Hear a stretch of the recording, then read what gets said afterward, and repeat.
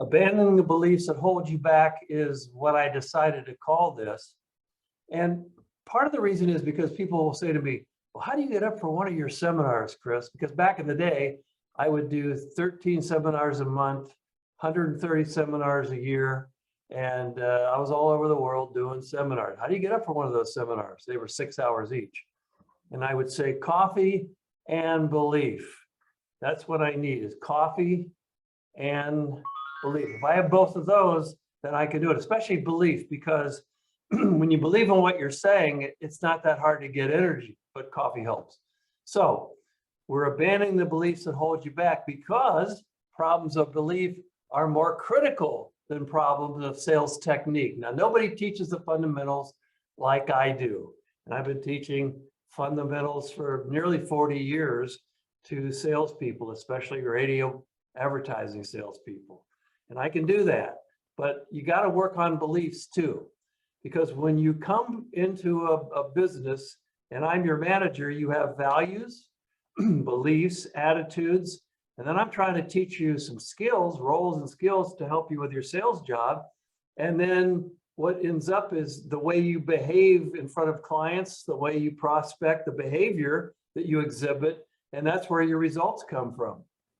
Now, these are values that you bring to the job, and no manager can train these things or instill them in you. These are just a few values, but calmness, compassion, work ethic, achievement, service, humility, empathy, discipline. I like achievement. I always ask people, what would you say the 10 biggest wins in your life are? And especially in an interview, because if I'm hiring a salesperson, I want people who have achieved. That could be in music, theater, sports. I don't care where they achieved. Maybe they got an A on a term paper that they worked hard on, but I want that on their victory log list. And I want to know what they've done to achieve, because if I hire somebody who's never achieved anything and the biggest achievement they've got is they get a job with me, then they're probably not going to work out too well. Anyway, beliefs. I want to work on beliefs, abandoning the beliefs that hold you back. Whatever you believe is true. This is a crazy thing, but even if what you believe is not fact, it's true, it becomes your truth. So even if it's not a fact in the universe, it's true to you. So I have been all over the world. I've done sales training on 4 continents, but I'm a small town boy from Newark, Ohio. There are the Welsh Hills in the background, the foothills to the Appalachians. And there's Newark, Ohio's courthouse, the north side of the square. This is the house I grew up in. And I lived there until I was 18 years old. And I went to Baldwin Wallace University. Back then it was Baldwin Wallace College. Now, I was a political science major at Baldwin Wallace. I chose political science because the Vietnam War was going on. I had an affinity for that. I wasn't much of a scientist, but I wanted to make sure I knew what was going on in politics and the war, whether I needed to go to Canada or whether I was going to go to Vietnam. I didn't have to. I drew a high number. But then they sent me to Washington semester, my senior year in college. And I studied in Washington, D.C. for 16 weeks. And after that, I met my congressman, and he said, why don't you come and intern for me this summer? And I went to the Cannon House Office building and interned for Congressman John Ashbrook. This is a class of interns. It's not my class. I just got some stock photo of that. But after 6 weeks interning, I knew I didn't want to be a politician. I took the LSAT. It's the worst score I ever got on a standardized test. Looked like I wasn't going to be a lawyer, but I had a backup plan. I went to WCLT radio back in my hometown of Newark, Ohio, and I talked to Bob Pricer. I know Lou Vito knows who Bob Pricer is, but he was my first general manager. That's Bob, but look who he's standing next to. If you just look to the right, that's Neil Armstrong. So one of the cool things about the radio business is you do get to rub shoulders with pretty cool people. First man on the moon, my first boss. And he said, I said, I want to be a newsman. He said, no, we don't need a newsman. We need a salesman. I said, okay, I'll get my foot in the door in sales, and I'm going to work my way into news. And my goal was to be the next Walter Cronkite. First, I'd be a radio news guy. Then I would go to Columbus, Ohio, perhaps, and and become an anchor there, then I'd be the next Walter Cronkite, the most trusted man in America. He's about 10 anchors ago on CBS. Anyway, when I got to the radio station, I noticed that the sales manager was driving a new Cadillac, and that was new when I was back in radio, a new Cadillac. And I noticed the news director had a 7-year-old Chevy Vega, and that's about what it looked like. I don't think his was quite that nice. And the news director was also the copywriter, and the news director would say, he'd come in at 8 or 9 o'clock.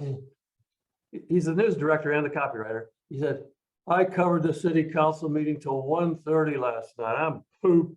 I said, boy, I wouldn't want to be up to 1:30 covering a city. Maybe sales will work out for me. And I really became the accidental salesperson. I wrote the book, but I was an accidental salesperson, political science degree. But when I applied to Bob Pricer, he said, you know, we don't need a newsman, we need a salesman. I said, but I'm a political science major. He said, that won't slow you down at all. You know how to read, you know how to think. You'll be good at this.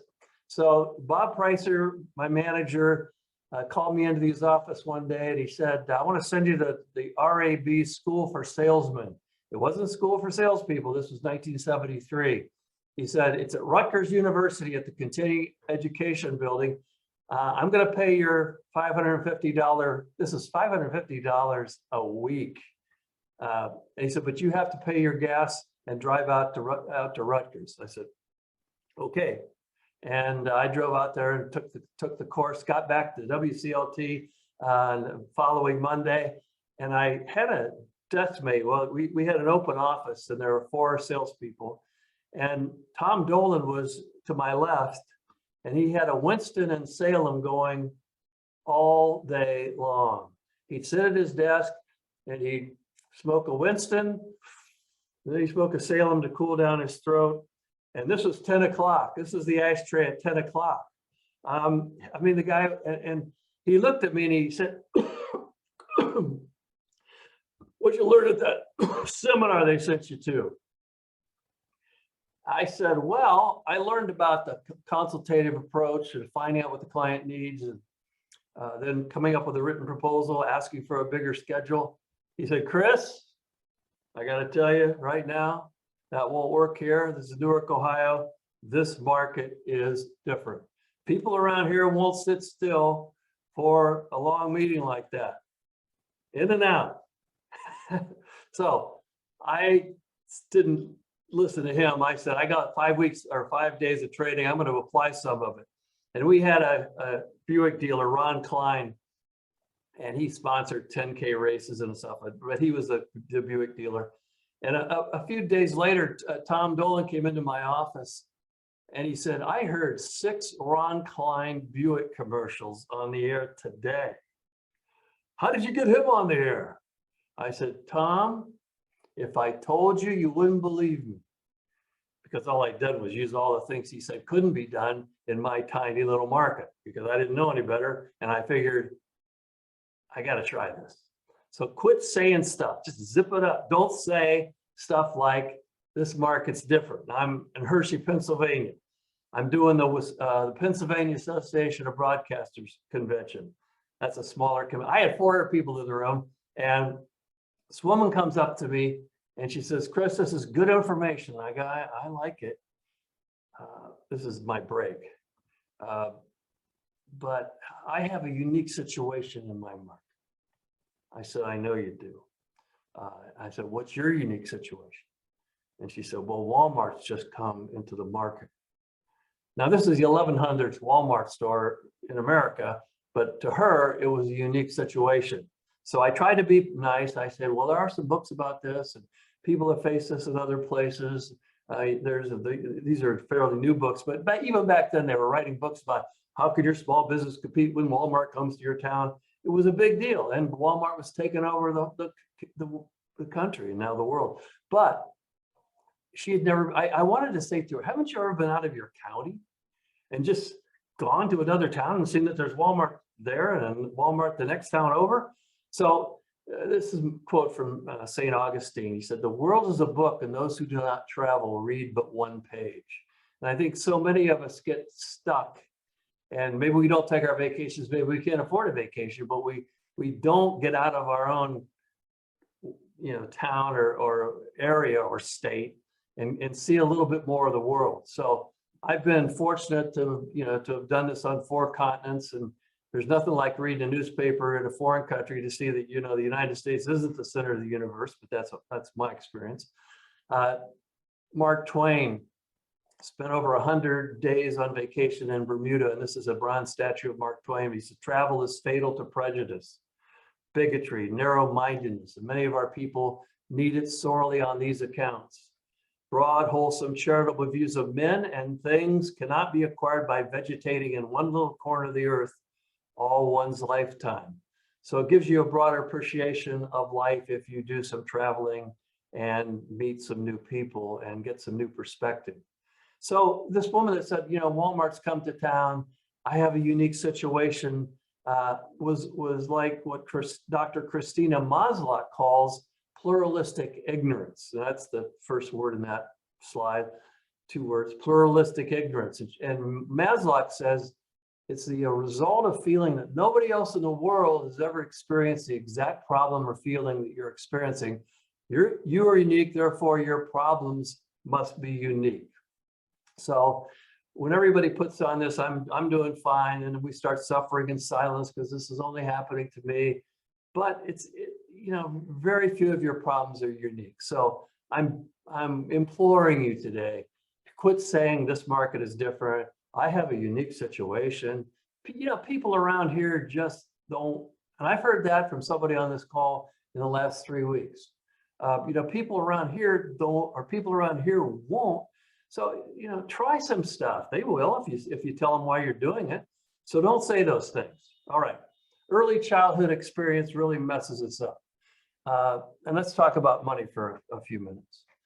On the left is my late mother, Sally Lytle. And I can remember when I first got into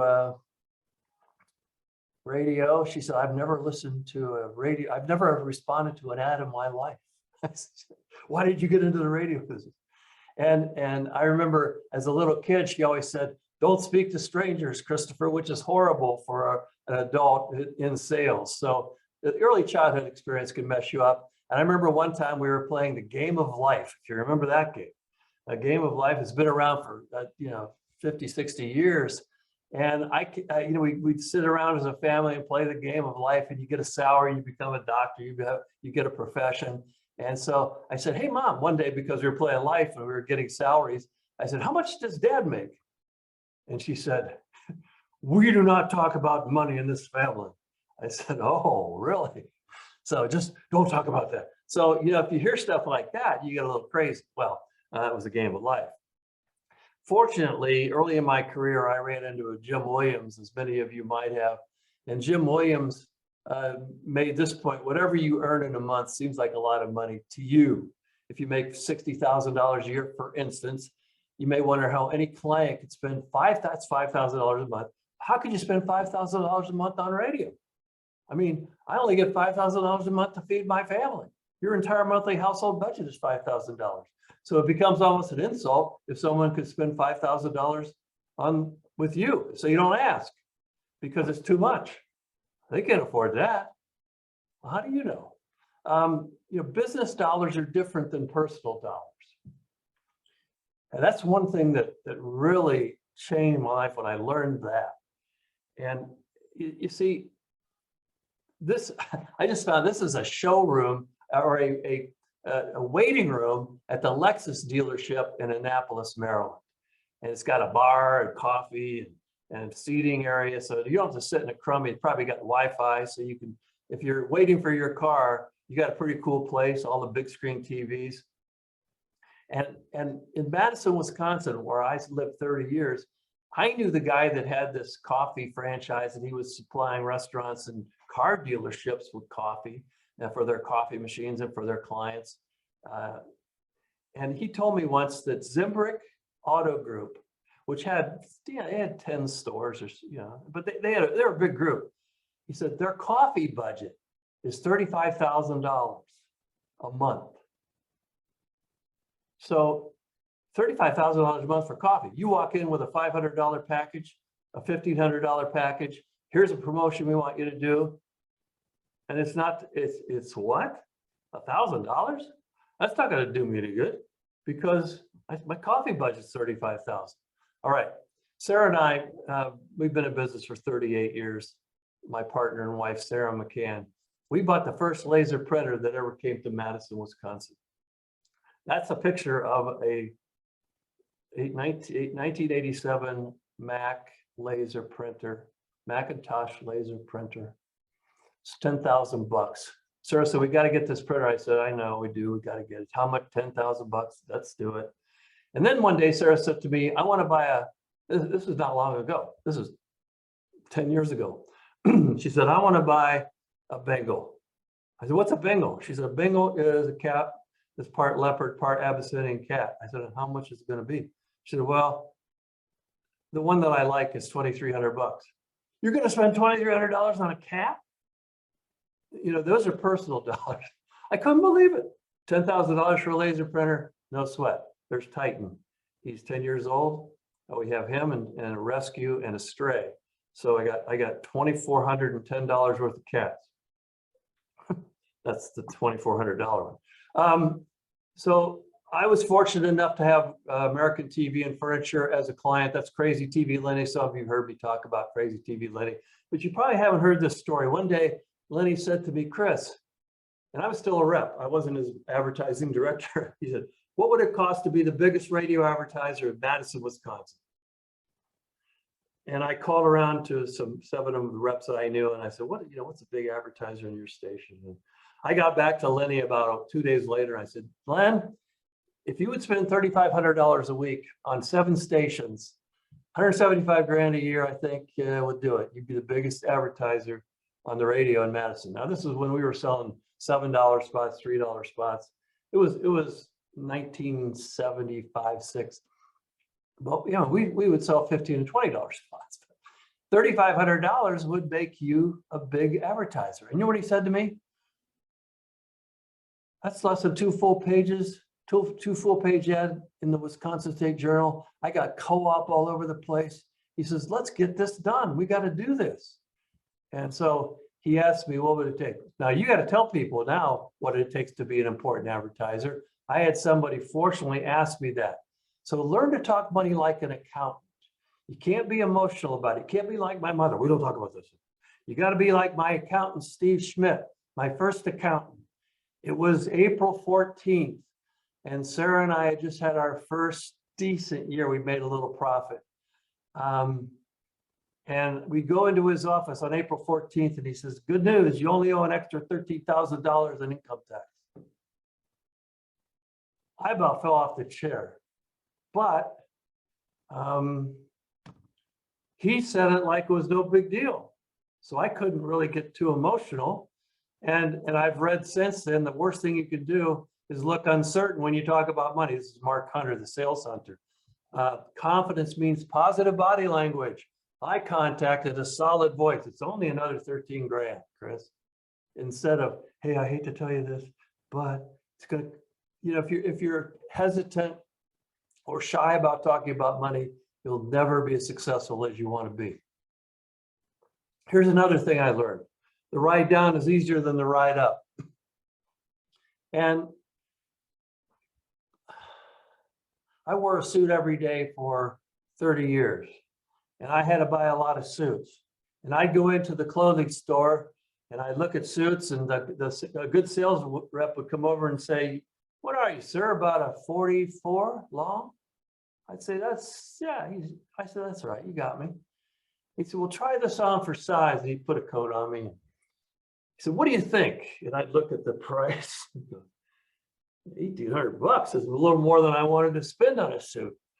Okay, that's fine. I just wanted you to see the cut. I wanted you to see the lining. It's beautiful lining. Look how it's sewn together and all the plaids match each other on the shoulder. And okay, fine. But see, if he starts with the $1,800 suit, all of a sudden the $1,200 suit looks cheap, and it's only 33% less. So the ride down is 33%. But if he starts me in the $600 suit, the ride up is 100% to get to $1,200. So all of a sudden, to get me to the more expensive suit, the one in the middle at least, there's a lot more selling to be done. The ride down, 33%. The ride up, 100%. $600 either way. But the ride down is easier than the ride up. So when you show people bigger schedules, and they say, well, that's too much. Well, that's okay. Here's a different schedule. Oh, that's okay. Yeah. So, but you're still a pretty good size above average schedule. All right. Mission and motivation. I had a person come up to me after a seminar, a woman, and she said, Mr. Lytle, you really motivated me today. And I said, well, I wasn't trying to. I was trying to train you and give you some fundamentals. And she said, I can hardly wait to get back and put some of this into practice. I'll tell you, this is great stuff. I'm excited. Now, I thought maybe I'm a motivational speaker. I could be like Zig, the late Zig Zig. I could be a dog man. I could be, he's still alive, Les Brown. But now who are the motivational speakers?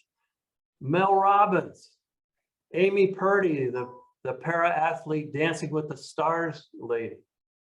$50,000 a speech, $20,000 for a Zoom speech. Jeez. I said, this is what I want to be. Trainers are like, oh, we make good money, but they have to work 6 hours a day. They do 75 minutes flying on a jet and get out of there. Okay, so I started studying motivation. Peter Drucker, the father of modern management. He says, we know nothing about motivation. All we can do is write books about it. That wasn't helpful. And then I read in the Harvard Business Review that job clarity is a motivator. So what that woman after the seminar may have been saying is, I understand how to do this. And I think all of us, well, a lot of us have gotten to that point in our careers where if I ask these questions, make this kind of proposal, use this close, have a spec spot, have an idea, I can make a living at this. And I know how to do it. I can see how to make a living. And sometimes you can't. So when you have job clarity, you get a lot more motivated. So wrong way. All right. This is Alfie Kohn. I think he's at Yale there. The book is Punished by Rewards. And that subtitle, The Trouble with the Gold Stars, Incentive Plans, A's, Praise, and other bribes that we give to people to get them to do stuff. Manipulation. Rewarding low achievement. Anyway, he makes a big distinction between extrinsic, and intrinsic motivation. Now, here's my story about that. I'm coming back from Johnny Clem Elementary School. Johnny Clem was the drummer boy of Shiloh, but that's Civil War stuff. My friend Steve Fetter was walking next to me. He lived 3 doors down from me. We were walking home, and he said, Chris, pretty good day. I'm going to get $1.75 at dinner tonight. I said, why? He said, my dad gives me 25 cents an A, every report card, every 6 weeks. I said, that's a great idea. And I was having dinner with my parents that night, and I said, Dad, Steve Fetter's father gives him 25 cents an A. Now I had 20, but I said, I think that's a great idea. And what do you feel? How do you feel about that? He said, I'll tell you how I feel, son. You go to school to learn, not to get paid for learning. Learning is a reward in itself. And if you don't understand that now, you're going to not be a great student. You go to school because learning is its own reward. I went, wow, never thought of that. But he walked the talk. He would always have a book. We had a library in our home, even the small house, we had a big library. And Dad was always reading and studying and paying attention to stuff. And so I learned how to do that at an early age. Intrinsic motivation for salespeople. Why are you doing this besides the money? Yeah, you get commission, or you get a draw on commission. Why else are you doing this? And we've done this in our seminars where you have a round table full of people. And we pose that question, and people start to talk about, well, I do it because I really like to help people. And I do it because, there's a reward in when you see someone have a success. And I just love advertising. I love to come up with commercials and just do stuff like that. And so people talk about that. and the energy level in the room just goes through the roof. So it might be a good sales meeting to have in your own stations. Now, our mission has always been making successful people successful sooner. I had that as a mission statement 38 years ago. Sarah and I started the company. And I remember, that's me when my first wife, and that has to be what, 1974. And I was scared to death. Political science major out selling radio. I didn't know exactly what I was doing until I went to that school. But I always think about this younger Chris Lytle and the younger people that I'm training and trying to help. And you're nervous, you're scared, you're not sure, you're not confident yet. But my job is to make successful people who are going to make it somehow, to help them do it sooner than they would have. So if you have a mission statement, it should be 6 to 9 words. It should be small enough to fit, and it should be on the business on a business card, and certainly in the signature line of your email, so that anytime people get a communication from you, this is what this person's all about.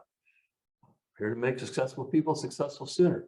This is an old client of mine. I couldn't get a better picture, but Jeff Sleet, and he's a VP of sales for a big company and a big broadcast company. And he, on his business card and in his emails, it says, my business is to know and grow your business. And he's avid at studying trade magazines and online, resources and business magazines, just so he'll have something to share with clients and then share with his people now. So making successful people successful sooner. And I had a woman come up to me after a seminar. She said, Mr. Lytle, thanks for my career. And I said, well, what do you mean? You're welcome, but what do you mean? And she said, I came to your seminar last time you were in Indianapolis. And she said, I had my resignation letter in the glove compartment of my car, but they were going to send me to some training. So I said, I'll get some training and then I'll quit. But after your seminar, I went back and I knew what I was doing, and I started selling, and I make more than my dad. Thank you for my career. This is great. I'm glad to be back this year for another learning. Anyway, that made my day. That's what motivates this motivator now. That's the intrinsic stuff. Now, I got a Lou Vito story, which I've been telling for the last month, Lou. But some of you know I got pretty sick, and I was in the hospital for 29 days, and I was in Nashville. They were going to do, anyway, I had some heart failure, and then I had kidney cancer. I had 2 surgeries, and they pronounced me cancer-free. And my doctor goes, I don't know what happened, but you're in pretty good shape. My cardiologist, that is. So, but while I was in Nashville, the Idea Bank met in St. Louis. Is that right? Nod your head. Yeah. So the Idea Bank, all these 100 broadcasters, and they were meeting in St. Louis, and they sent me this card, sending healing thoughts, mending thoughts to you, and they'd signed it. And Bud Walters, Radio Inc.'s Leader of the Year in 2021, an NAB Hall of Famer, and he delivered it to my apartment in person and brought it to the door. And I go, wow. And then all these people had signed this card. And then there's Lou, there's your message. Get well, my friend, our industry needs you. And I mean, I almost cry when I tell the story now. It meant so much. All right. Your mission is your motivation. It keeps you going through the bad times and the good times. And so if you're accomplishing your mission, a little bit of rejection doesn't hurt. If you know what your mission is, you can get through the tougher times. So a couple of quick things. I want you to eliminate this word from your vocabulary, your sales vocabulary today. Today is April 27th, 2022. You're now going to quit saying just. Just is a horrible word. Now, I've never quoted Glamour magazine in a seminar before now, but this is why I quit using the word just in my emails by Chelsea Stone. And she writes, just is a tiny little word, you see, insignificant word that applies to whatever you're emailing about or talking about is, well, tiny and insignificant, innocuous, harmless. Just is a word that minimizes whatever follows, and somehow I got it into my head that adding that little just and they made whatever my request was smaller, easier to handle, and less of an inconvenience to whomever I was emailing. Basically, it's another word for star. So that's her. That's her discovery or epiphany about that word. So she quit saying it. And we say, well, just checking in, just following up. Hey, I'm just touching base to see. Quit doing that. One more word to eliminate from your vocabulary is sorry. We don't need to say it that much. Constantly apologizing can have a negative side effects on your career, giving the appearance of incompetence to annoying your colleagues and superiors with your self-deprecating style. But the most detrimental and lasting side effect of over-apologizing is how it corrodes your own self-image. So eliminate that, minimize that, quit saying it. All right. It's not that hard to double your billing. Last idea. You got to believe. And you think, well, I'm working so hard. How can I double, what are you talking about double my billing? 10%, that would be maybe. But look at this. You can double your billing without doubling your effort if you know the math. And a lot of people didn't do well in math. But there are 7 periods. It could be months, quarters. I don't care what period it is. But this is the number of advertisers or customers. In month 1, you got 20. And then you get 24. And somehow you sell 28 more. And now you got 28 people on the air at $1,000 bucks. And finally, you double your billing from 20,000 on month 1 or period 1 to 40,000, but you now got 40 people on here. You got 40 pieces of copy, 40 collection, all this work. But if you just work on the average dollar per advertiser, look, so average dollar per advertiser, it goes from 100 to 1,000 of 1,100, 1,200. We're doing these little $100 increases a month. Can't do that with everyone, perhaps, but with 26 clients at $1,600, that's 6 more, increase the average dollar per advertiser, you've doubled your billing with 6 more advertisers. You got to upsell, you've got to resell, you've got to sell new business. All right, so working on your beliefs.